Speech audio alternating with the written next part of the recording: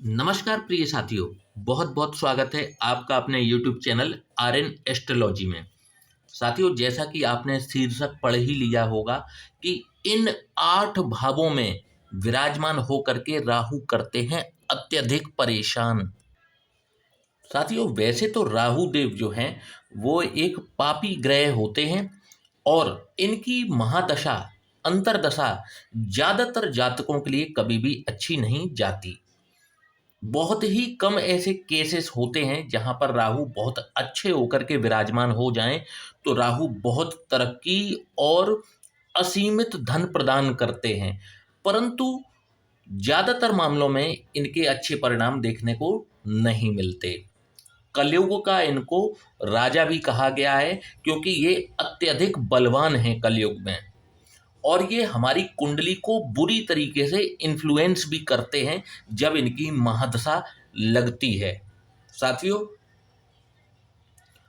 राहु की महादशा 18 वर्ष की होती है और जब भी ये महादशा शुरुआत होती है, व्यक्ति गलत डिसीजंस लेता है और फिर अपने ही लिए गए डिसीजंस में फंसता चला जाता है और फिर उसका जीवन जो है वो कई बार मुश्किल पड़ जाता है, उसको जीवन आगे बढ़ाना, इतने कष्ट जीवन में बढ़ जाते हैं। साथियों, आज हम इस वीडियो के माध्यम से जानेंगे कि राहु की आखिर वे कौन कौन सी पोजीशन है जहां पर यदि राहु विराजमान है तो ये संकेत है आपके भविष्य के लिए कि यदि आपको राहु की महादशा और अंतरदशा लगती है तो आपको बहुत ही सावधान रहने की जरूरत है। एक एक करके चर्चा कर लेते हैं, अपने वीडियो की शुरुआत करते हैं और जानते हैं यदि लग्न में राहु किसी व्यक्ति के विराजमान होता है तो पहले इनका स्वभाव देखिए। ऐसा व्यक्ति जो है दिमागी बहुत होता है, बहुत दिमाग होता है ऐसे व्यक्ति के पास में, लेकिन अपने दिमाग का ये ज्यादातर मामलों में गलत प्रयोग ही करते हैं। कभी सही दिशा में अपना दिमाग नहीं लगाते होंगे कहीं पर और विचार करेंगे कहीं और के। कहने का मतलब है, मुद्दे की बात ना करके इनको देश दुनिया की बातें करनी है, हवाई किले बनाने हैं, इसमें इनको ये पारंगत होते हैं। राहु जब भी लग्न में हो, ऐसा व्यक्ति बिना सोचे समझे किसी से भी पंगा लेने की ऐसे व्यक्ति की आदत होती है, बहस करने की आदत होती है। और इनको पंगा लेना है तो लेना है, सामने वाला चाहे कितना भी ताकतवर क्यों ना बना रहे, इनको पंगा लेना है, मतलब लेना है। इस प्रकार का स्वभाव इनका बन जाता है। यहाँ पर बैठा हुआ राहु कई बार शिक्षा को बाधित करते हुए देखा जाता है और क्योंकि इसकी सप्तम दृष्टि विवाह स्थान पर पड़ती है तो वैवाहिक रिश्तों में वैचारिक मतभेद और कई बार विवाह को खराब करने का कार्य भी यहाँ पर करते हैं। जब भी लग्न में राहु व्यक्ति के होता है, ऐसा व्यक्ति जो है नास्तिक किस्म का, ये अगर ज्यादा पीड़ित हो जाए राहु तो नास्तिक बना देता है व्यक्ति को, धर्म विमुख बना देता है ऐसे व्यक्ति को, इसलिए इसको खराब कहा गया है। और जब भी इसकी महादशा लगती है इसके बहुत ही खराब रिजल्ट्स देखने को मिलते हैं। जब भी राहु द्वितीय भाव में विराजमान हो, जो कि धन कुटुंब और वाणी का भाव है, तो ऐसे व्यक्ति की जो वाणी होगी वो वाणी का कठोर हो सकता है परंतु हृदय का नहीं। ऐसे व्यक्ति का हृदय जो है साफ होता है, जो उसके हृदय में होता है वही इसकी जुबान पर होता है। इसीलिए शायद लोग इसको कड़वा बोलने वाले कहते हैं, क्योंकि सच हमेशा कड़वा होता है और ये व्यक्ति सच बोलने वाला व्यक्ति होता है। अपने कुटुंबी जनों से इनका कोई किसी न किसी प्रकार की तनातनी इनकी सदैव बनी रहती है और इनके कुटुंबी जन इनकी सहायता करना तो दूर बल्कि इनकी इनसे दुश्मनी मोल लेकर के बैठे रहते हैं। इस प्रकार का रिजल्ट यहाँ पर राहु प्रदान करते हैं। और जब भी इनकी 18 वर्ष की महादशा या इनकी अंतरदशा लगती है तो ये काफी परेशान कर देते हैं। यदि ये शत्रु लग्न में विराजमान हो द्वितीय भाव में तो व्यक्ति को पाई पाई के लिए भी मोहताज कर देते हैं अपनी दशा अंतरदशा में। साथियों, बात करेंगे जब भी राहु पंचम भाव में विराजमान होते हैं तो ये पहली चीज तो ये संतान डिले से कराते हैं। आप व्यक्ति के जो संतान है वो डिले से आ सकती है जीवन में। और यहाँ पर बैठे हुए राहु जब भी होंगे तो इस व्यक्ति को संतान से संबंधित कोई ना कोई समस्या जीवन भर बनी रहती है। कई बार तो नालायक संतान होने का भी दंश इनको झेलना पड़ता है जब भी राहु यहाँ पर विराजमान हो। शिक्षा इनकी भी बाधित होती है। इन व्यक्तियों को शेयर मार्केट से दूर रहना चाहिए, और क्योंकि राहु यहाँ पर विराजमान है, यदि ये शेयर मार्केट में ज़्यादा बिना सोचे समझे यदि ये ज़्यादा इन्वॉल्व होते हैं तो इनको घाटा लगना सुनिश्चित हो जाता है। प्रेम संबंधों की यदि बात की जाए तो इनको जबरदस्त धोखा यहाँ पर मिलता है। जब भी राहु पंचम भाव में विराजमान हो, इनको प्रेम संबंधों में जबरदस्त धोखा प्राप्त होता है। साथियों, बात करेंगे जब भी राहु सप्तम भाव में विराजमान हो तो किस प्रकार का रिजल्ट देंगे। यहाँ पर यदि व्यक्ति कुंडली मिलाकर के विवाह नहीं करता है तो निश्चित तौर पर इनका वैवाहिक जीवन जो है वो खटाई में पड़ते हुए देखा जाता है। वैवाहिक जीवन का जो रस है वो जैसे इनका लुप्त हो जाता है, और इनके अपने जीवन साथी के साथ में लड़ाई झगड़े शुरू हो जाते हैं, और बात छोटी छोटी बातें कब तलाक तक पहुंच जाएं इनको भी स्वयं पता नहीं चल पाता है। पार्टनरशिप करने के लिए, बिजनेस करने के लिए ये पोजीशन राहु की बिल्कुल भी फेवरेबल नहीं होती। ऐसे व्यक्तियों को, यदि मेरी सलाह मानी जाए तो ऐसे व्यक्तियों को व्यापार नहीं करना चाहिए। ऐसे व्यक्तियों को नौकरी करनी चाहिए, और नौकरी में ही अपने रोजगार के अवसर, अच्छे रोजगार के अवसर तलाशने चाहिए।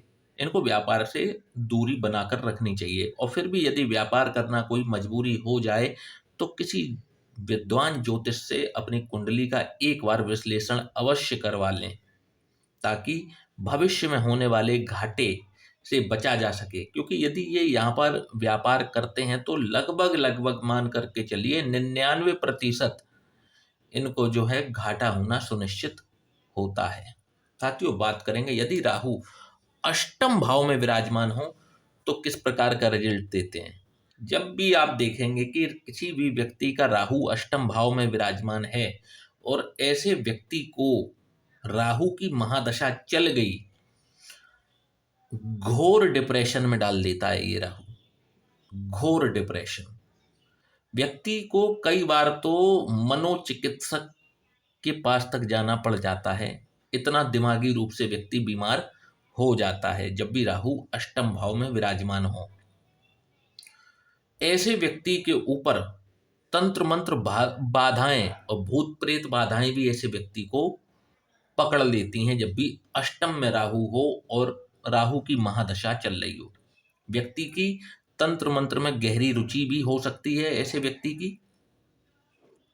रिसर्च के लिए ये राहु अच्छा है। यदि आप रिसर्च की फील्ड में जुड़े हुए हैं तो आप कुछ ऐसी रिसर्च जीवन में कर जाएंगे जो लोग सोच भी ना पाए।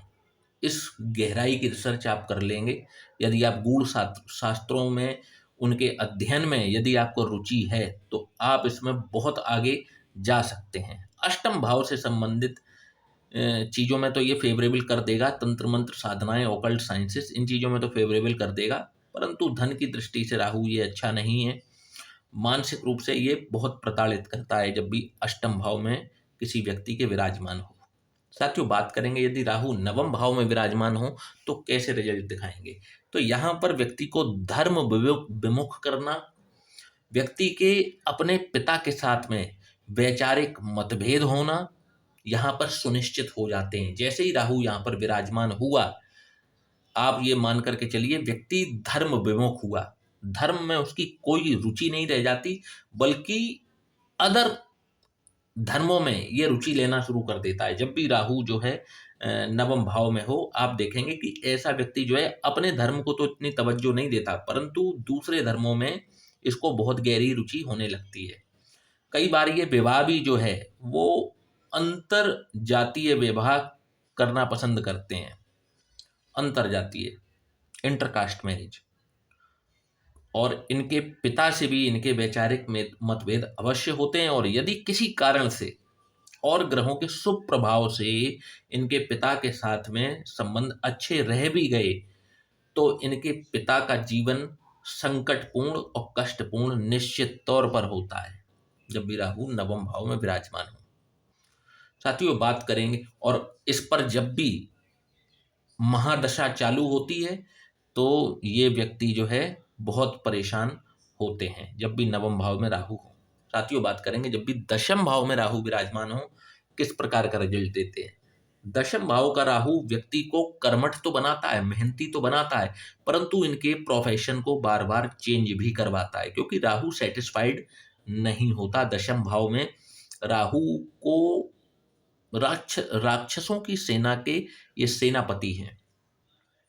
कभी भी इनको संतोष नहीं होता, क्योंकि देखिए अधूरे प्लेनेट हैं। राहु के पास सिर्फ सर है और केतु के पास केवल धड़।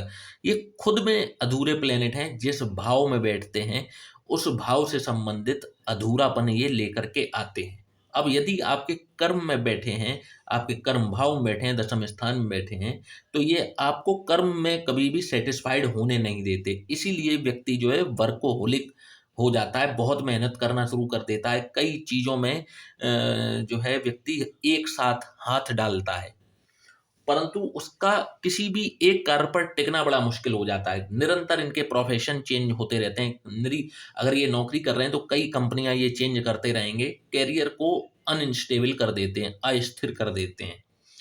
ये वाला राहु राजनीति के क्षेत्र में बहुत ही बेहतरीन काम करता है।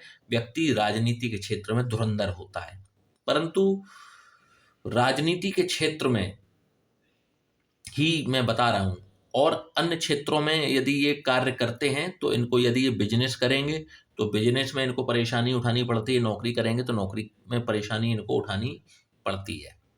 परंतु 35 वर्ष की आयु के बाद में यहां पर बैठा हुआ राहु राजयोग कारक भी सिद्ध होता है। यदि व्यक्ति ने अपने जीवन में मेहनत करना ना छोड़ी और परेशानियों के आगे यदि ये व्यक्ति घुटने नहीं टेकता है, तो 35 वर्ष की आयु के बाद में यही राहु इनको राजयोग कारक सिद्ध होता है और उनको जीवन में सफल जरूर कराता है। साथियों, बात करेंगे अपनी लास्ट पोजीशन की। जब भी राहु द्वादश भाव में विराजमान हो तो कैसा परिणाम दिखाएंगे।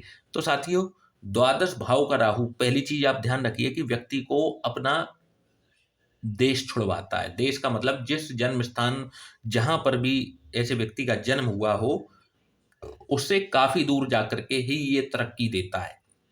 अब विदेश हम ऐसे भी कह सकते हैं कि जैसे मान लीजिए आप किसी ऐसे राज्य में हैं जहां बहुत गर्मी पड़ती है, और आप किसी ऐसे राज्य में चले जाएं जहां का टेम्परेचर, माहौल, काम करने का तरीका, बोली भाषा सब अलग हो, तो वो भी आपके लिए एक विदेश की तरह ही हो गया। जैसे नॉर्थ इंडियन लोग हैं, ये साउथ में चले जाएं तो उनके लिए पूरा पूरा सारी चीज़ें बदलेंगी कि नहीं बदलेंगी। तो इसी प्रकार से हम बात करते हैं कि देश बदलना।